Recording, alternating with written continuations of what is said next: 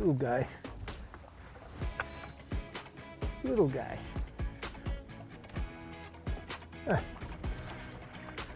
But a start fish, I know they're gonna get much bigger than that. There's one. You got yours? Yes, sir. Ooh. A little bit better. Is that a bottom fish? Yes, it was.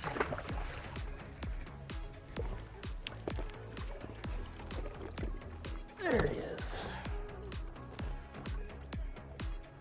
Tossing jig, working her along the bottom, and not a bad little start. Ooh, that's a little better one, Jake. That's a little bit better. Oh, Yeah, that's the kind of fish. 3 quick ones, 1 small, 1 medium, and 1 big on the spot lock. I like that. Yeah. there's another. I like that. You got yours? Yeah, got his buddy. I like it. This is the way it's supposed to be. Jake and I have planned a largemouth trip today. We're on our first spot, and then we got 4 out of this spot. Boom, boom, boom. And you know, the key to catching fish consistently is understanding the seasonal movements that they make in a lake that they're on. Every fish has got predictable seasonal movements. And the lake that we're on right now, these fish are well post-spawn. They're setting up into the summer patterns. And everything is dependent on a lot of these lakes. Jake, show them the fish and then I'll finish what I want to say. Not bad. Not a bad way to start. The area that we live in the country, one of the major forage bases for these fish is bluegills. You've heard us talk about this a lot. You understand what the bluegills are doing. You know where the bass are at. And the bluegills got off the bed here just a little while ago. Water temperatures in, it's saying 73-ish. And what happens sunny, warm days like this, in the afternoon, not necessarily in the morning, in the afternoon, the bluegills start to come off at the bottom. They like the sun. The later the afternoon goes, the more fish lift off the bottom. And when that happens, guess what follows under them? The bass. And it's like chumming. It lights up the bass population big time. You can crank them, you could swim jig them. If they're real high, you could top water fish them. If it's calm, you'll see them sometimes flushing bluegills. And sometimes you got to fish. These last 4 fish we've had here, and it came on a jig and a Texas rig stickworm. So we'll see what happens as the day goes on. But I can see right away, I was looking at my Mega Live, and I was telling Jake, man, there's a lot of fish high in the water column already. Yeah, you know, you could just see them all over. There's pike in here, there's walleyes in here, there's everything. And from the start of it, it's going to be, I'd say, a pretty good day.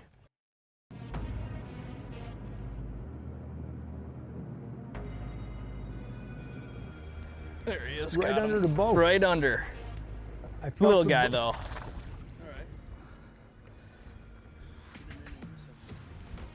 Come here, buddy. He's sitting right under the boat.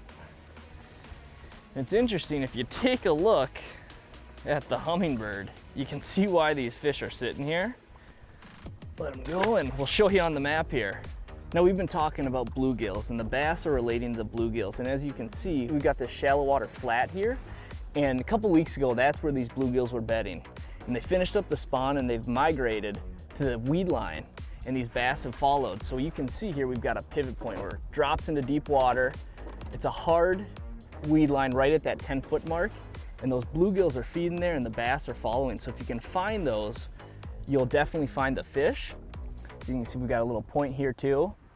And one thing you want to look for is any irregularities along the weed line. So if I zoom in, you can see we've got a little point that sticks out, and these fish are holding right on top of it. So, you know, up in our part of the world, we got lots of different kinds of soft cover that these bass relate to.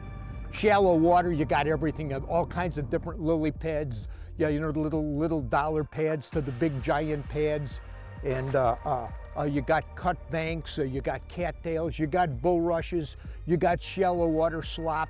Then you get out on a flat, you get a variety of different kind of weeds. But when you get out to the deeper edges, there's 3 main weeds that the largemouth really like that we look for.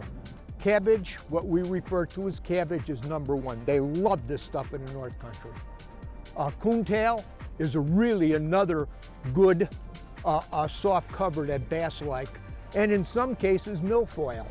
And milfoil gets a little tough because you got to punch it a lot. But in some cases, that's it. Then you get some stinkweed and a mixture of other weeds. But those 3 weeds are what you're looking for.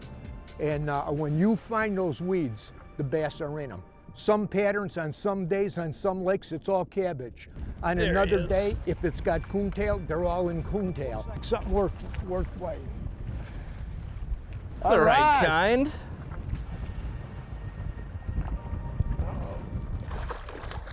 Come here, buddy.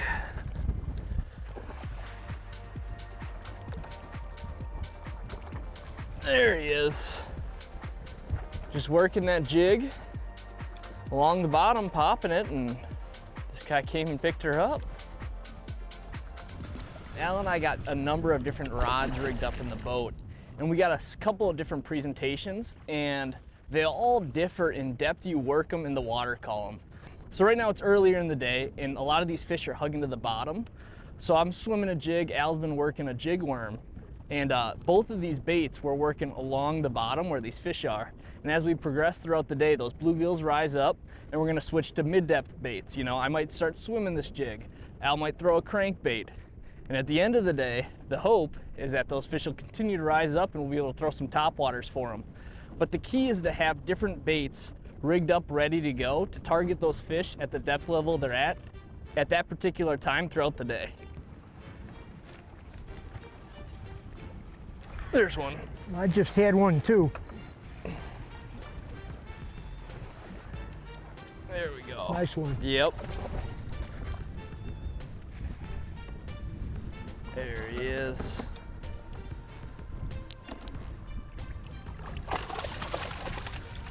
There we go. Come here, buddy. Nice. There we go. Now we're climbing up the size ladder. More like what we're looking for.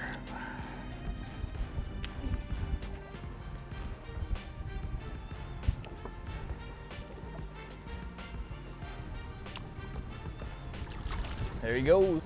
You know, there's a lot of different types of trailers you could use on jigs today. And it's one of our favorite jigs for 2 reasons. You can swim jig it and it hooks really good, or you could vertical jig it and punch it down through the weeds and it fishes really good. That's a key factor, both ways. A lot of times swim jigs don't hook good. They're not designed quite right. And the tail dressings, Big Bite Baits has a lot of different types of baits you could put on the back of a swim jig. Everybody knows about boot tails. That's great on smallmouth, largemouth, and some bodies of water. Up north where we fish, the craw on the back of a jig seems to be much more productive.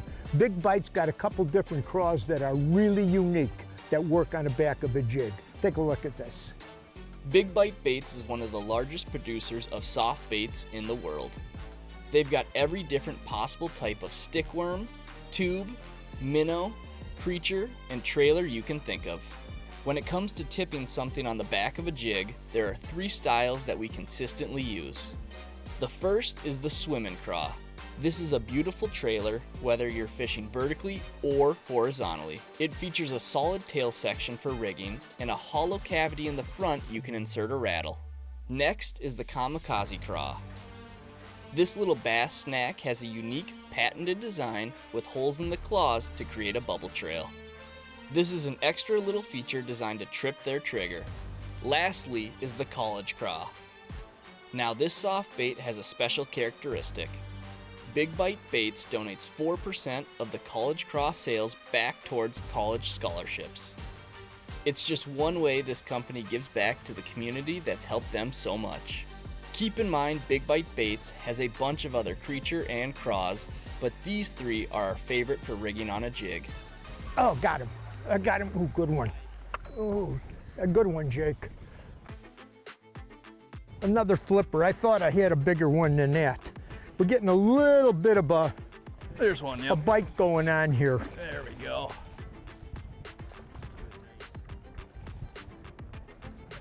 That time I was actually swimming it. That was a swim jig Yeah, fish? so Yay. that's a good sign. Yeah, Hopefully maybe they're it'll start coming starting up. to move up, yeah. All right, come here, buddy. Oh.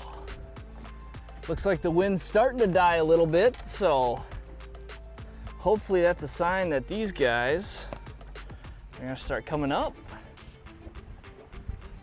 Then we can crank them. You know, that's one of the nice things about these Lund boats is that there's tons of storage, right? You know, you never know what's gonna happen throughout the day. We have tons of gear packed in here for any situation, and that's the real nice thing is we've got different types of rods, different types of baits, you know, different types of line depending on what we're gonna be doing. And this boat's able to store it all and we're able to fish really comfortably. That's the big advantage Nice one. when you're out on the water. Might be starting to get something going, cranking. I dumped a little one before that, and I don't know if this is a pike or a bass. If it's a bass, it's a pretty good one. All right. Yeah. I like that. We were saying in the afternoon, you know, let it, sun, you have one too? Last 3 casts, I caught a pike, I lost a bass, and I caught another one. And this is on that OG 6, fat one, real wide wobble. You know, really good bass bait. You know, we were talking a little bit about the rod, reel, lure, line matching up to the different kind of baits you're throwing. And this is a new rod. You can see this is the Mojo Bass series from St. Croix. And it's an improved crankbait rod. Really a really sweet rod. Look at, they changed the handle design. It fishes much better. Smooth piece of work. The right equipment, whether you're cranking, you're throwing Texas rig worms, jig worming, jigging, topwater fishing, matching the right equipment to it is the job. And the reel is the standard 6.3 Tatula SV bread and butter fishing at its best. You know, and most of our reels are rigged up with Suffix 17-pound fluorocarbon, and you can really do a lot with that, whether you're swimming jigs or working a stick bait. It's really a universal like poundage for fishing largemouth bass. Oh, good one. Feels good. I think she's coming up. I'm pretty sure this is the kind of gooder. Yeah. A little bit better. Came back out in the wind here. I got out in a part of the lake. It's blowing like crazy. Nice chunky one. Get a healthy fish. You know, boat control is critical. You can't quite tell. We got a northwest wind, and man, it kicked up. It's blowing. Yeah, you know, it's blowing hard. That new Minn Kota Quest trolling motor, it's the most amazing trolling motor I've ever had on my boat. There is so much power. That thing has so much power. I had it in horrendous wind and waves for hours and hours and hours. And it's amazing to see. When you see, you got to see it to believe it, how powerful it is and how good it is or easy it is on drawing juice. It's a home run, absolute home run. Let's see, what do we got here? Oh yeah, nice fish. Yo, big fish, big fish. Oh, come here, girl. Oh, got that jig choked. That. Need the bubba to get this one out. Got her way down the hatch. There we go.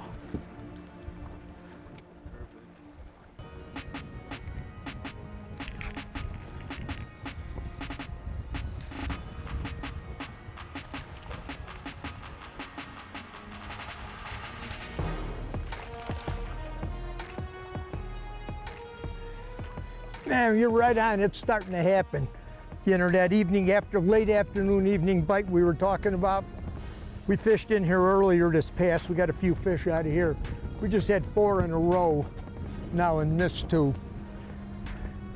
Yeah, you know, but you stick out long enough, you find them no matter how bad the wind gets. You don't give up. Just put your nose in the wind and cast. The afternoon bite is on. Oh man. Are you feeling weeds? Yeah, a little bit. It's not as thick as they were, but there's definitely weeds. You got them. Yep. I told you. Ooh. I like when you point them out like that for me. That one hit, I missed. He came back with the jig and went bam. Another nice one. Here we go. Come here, buddy. Here we go. Come here, bud. Whew. You know, we had a little lull earlier here, right around noon, but that afternoon bite's starting to kick up and we just got a few bites in a row, so setting up for a good evening. Got him, Jake. Ooh. You got some shoulders. Yay. We got, look at this, we got company.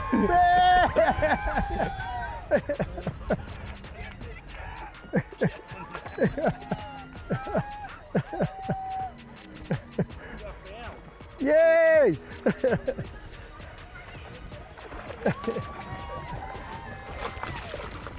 Yeah, yeah, that works. We had a fan base along here with us today. Worked really good. We're starting to get a little bigger fish going here, and we're just covering water. You know, one fish here, one fish here, one fish here. And if you can see, she wasn't too long ago. She was up shallow. You know, she got off the beds a while ago. She still hasn't got all her form back. But this is one of the better ones of the day. You know, you start off the way we started off. We had a plan, it didn't work the way we thought it would work. Yeah, you know, we made the changes and had a good day on the water. Hey, have you ever wondered why the flag is folded 13 ways and presented at a military funeral to the loved one of the soldier that is lost? You're going to find this interesting. I certainly did, and I had to read it. The first fold of the flag is the symbol of life. The second fold is a symbol of the belief in eternal life. The third fold is made in honor and remembrance of the veterans departing the ranks who gave a portion of their lives for the defense of the country to attain peace throughout the world. The fourth fold represents the weaker nature, for as American citizens trusting in God, it is to Him we turn in times of peace, as well as in times of war, for His divine guidance. The fifth fold is a tribute to the country, for in the words of Stephen Decatur, our country, in dealing with other countries, may she always be right, but it is still our country, right or wrong. The sixth fold is for where people's hearts lie. It is with their heart that they pledge allegiance to the flag of the United States of America and the republic for which it stands, one nation, under God, indivisible, with liberty and justice for all. The seventh fold is a tribute to its armed forces, for it's through the armed forces that they protect their country and their flag against all enemies, whether they're found within or without the boundaries of the republic. The eighth fold is a tribute to the one who entered into the valley of the shadow of death, that we might see the light of day. The ninth fold is a tribute to womanhood and mothers, for it's been through their faith, their love, loyalty, devotion, and the character of men and women who have made this country great as it's been molded into what it is today. The 10th fold is a tribute to the Father, for He too has given His sons and daughters for the defense of their country since they were first born. The 11th fold represents the lower portion of the seal of King David and King Solomon and glorifies in the eyes the God of Abraham, Isaac, and Jacob. The 12th fold represents an emblem of eternity and glorifies in the Christian eyes God the Father, God the Son, and God the Holy Spirit. the 13th fold, and when the flag is completely folded, the stars are uppermost, reminding them of their nation's motto. In God we trust. Yes, yes. Did you grasp all of that? I bet you didn't know much about it. Now, a little bit of history on why the flag is folded the way it is. Hey, from all of us here at The Edge, you have a great safe fishing season. We will see you on the water. Closed captioning is provided by Smooth Moves, adjustable boat seat suspensions for a smoother ride. Little beauty, little fat football. Wow, Holy smokes. woo, never let me down when I need a monster. That thing is so I fat. think I'm gonna need a still shot for social media with that. Give me a still shot. This segment is brought to you by Sunset Country, Ontario, Canada. You gotta come visit. They like to eat when you're throwing the right thing. You don't have all bluebird flat calm days. Just a perfect eating size fish. See, that's what I'm talking about, these Daiwa drag. We got walleye stuff, we got crappie stuff, we got pike stuff. This boat is rigged up about as nice. Easy to use, and it flat out works. It's a must-have when you're talking about big waves. Well, these trout are so darn tough. Incredible 11-year warranty. So that was on a number 8 Shad Rap. Your style of boat control is really key. One that was there from the very beginning. You want to be able to see in the water. The adventure begins. We are loaded for bear. We got You know, pikes. there's so many different ways to fish for walleye. Dependability and efficiency. Simple, fast, and easy. The best rods on the planet.